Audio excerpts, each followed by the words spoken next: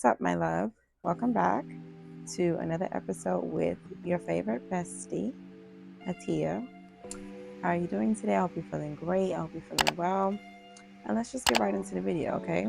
So today's video is going to be on the different detachment styles, where they stem from, the top 5 different detachment styles, and what we can do to help ourselves overcome detachment issues.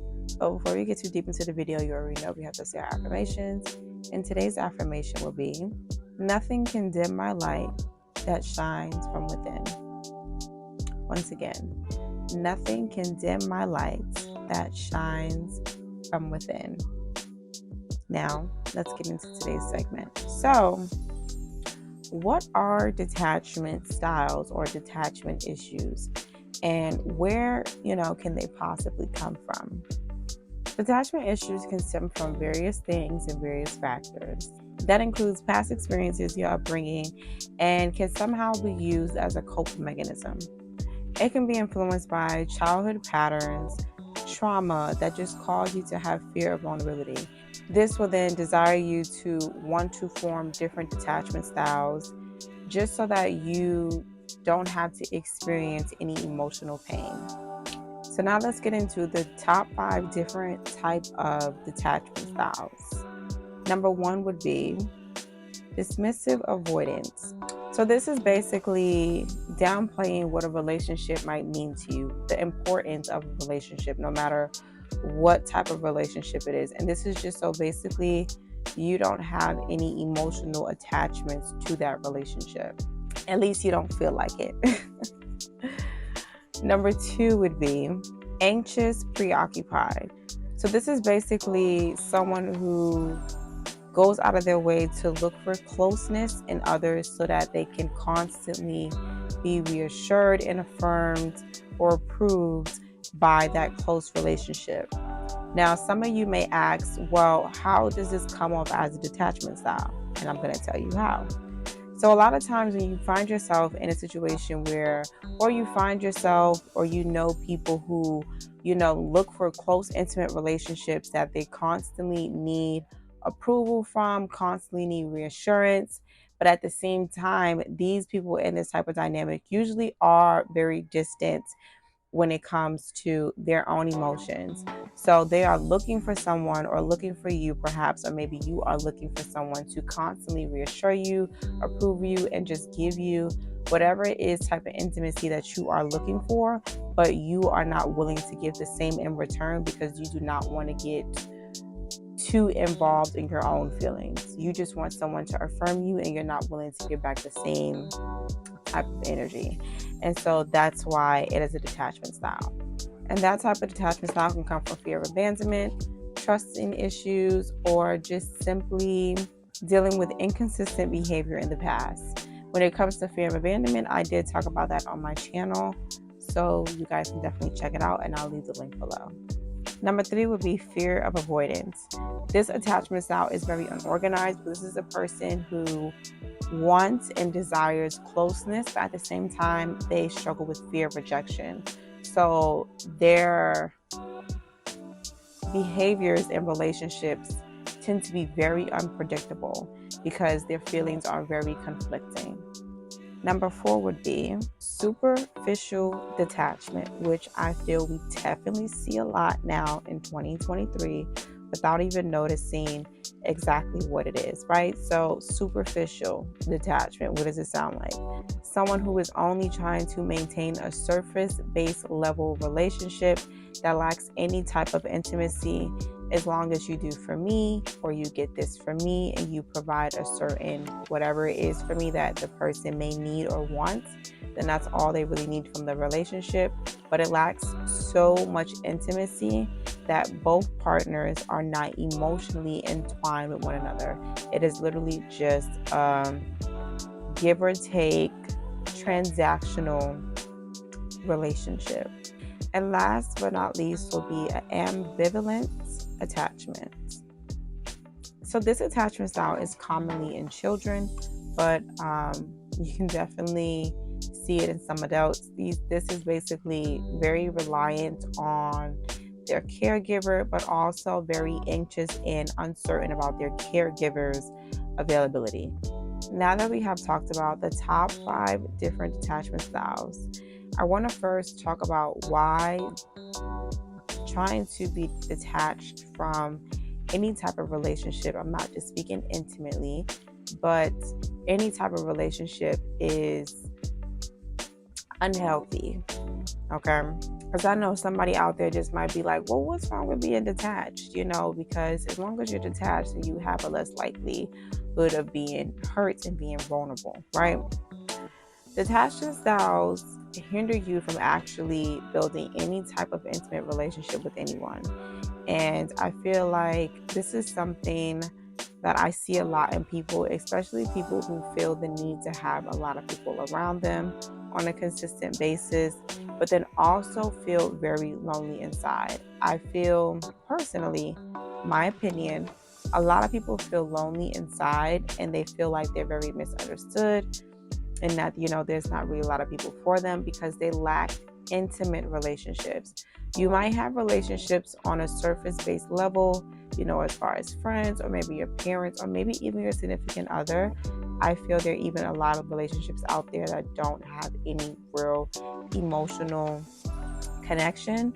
Like I said, they either, it's very transactional and that there's something that both parties get out of it, which is why they are together, which it doesn't consider it a real genuine connection. But due to the fact that people have different detachment styles in order to not get hurt and people lack a lot of emotional intelligence, they find themselves in relationships where they don't have to understand the other person's feelings just so that they don't have to face their own. And when you lack emotional intelligence, you lack a lot of empathy. And when you lack a lot of empathy, it's harder for you to actually build real emotional connections with people so that you can feel like, someone cares, someone's there for you, that you can feel like, you have someone to be vulnerable with and someone to speak to. I don't care who it is, male or female, someone needs someone to support them, emotionally.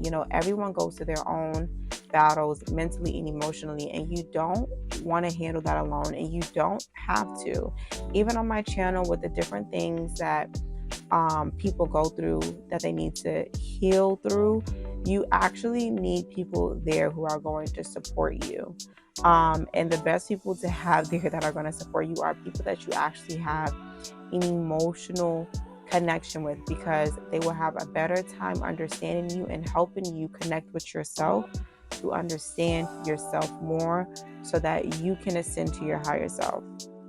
Okay, so that's the little piece that I wanted to give you guys on why you should, if you are, trying to heal from detachment styles, or someone who is, if you do, share this video with them. Why it's so important to do so. If you want to build emotional connections, if you don't, granted, cool, and I get it, I understand.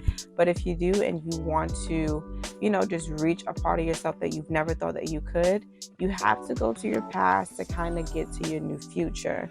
And one of the ways to do that is to heal certain things, such as detachment issues.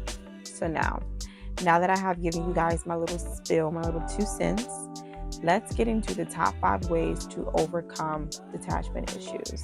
Number 1 will be self-awareness. And if you're here watching this video, you are probably very self-aware. So kudos for that. Let's give you a round of applause, okay? Because it's very hard to be self-aware of ourselves and where we stand from within.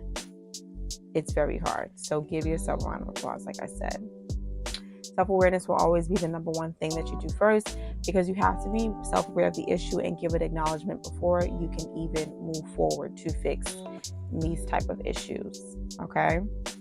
Number 2 would be therapy.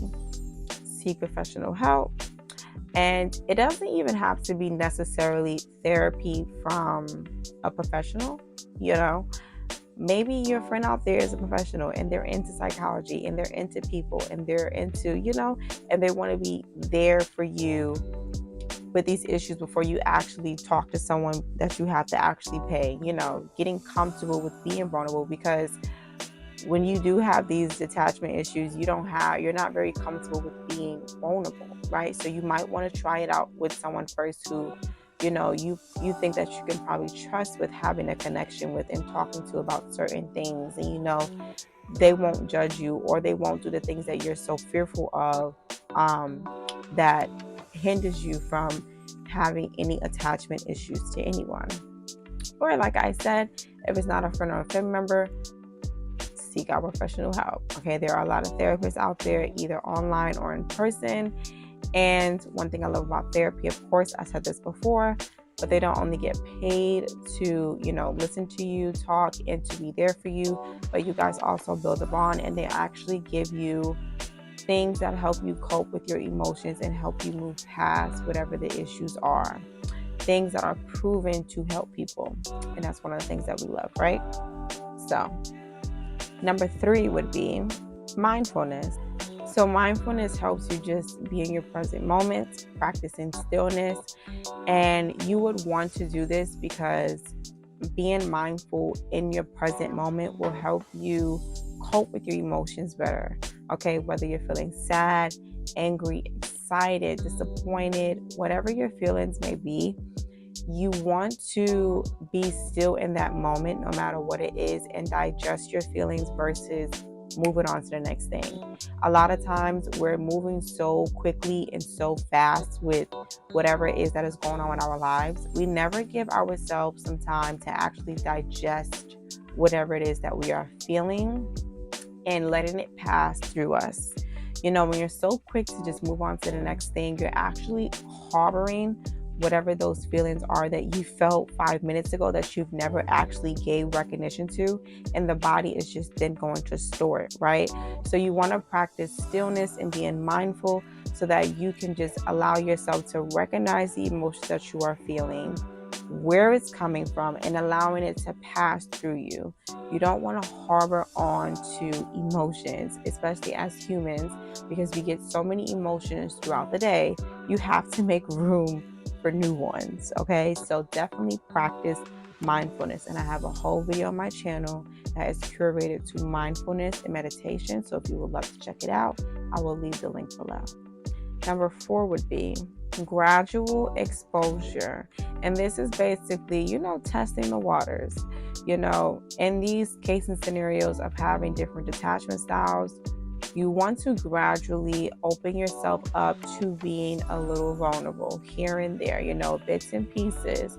It's like, when a person is addicted to something, you don't just like throw them right off. You gradually step back from whatever that it is. Like, for instance, drinking. If you have a drinking problem, you gradually take yourself off of drinking. You do it in bits and pieces. So it's the same thing. If you're so used to being detached, you want to practice actually being a little vulnerable here and there. Maybe start with a family member or a friend that you're like, I can trust you. You've never given me any reason not to trust you, even though I already have trust issues and I've been pretty detached.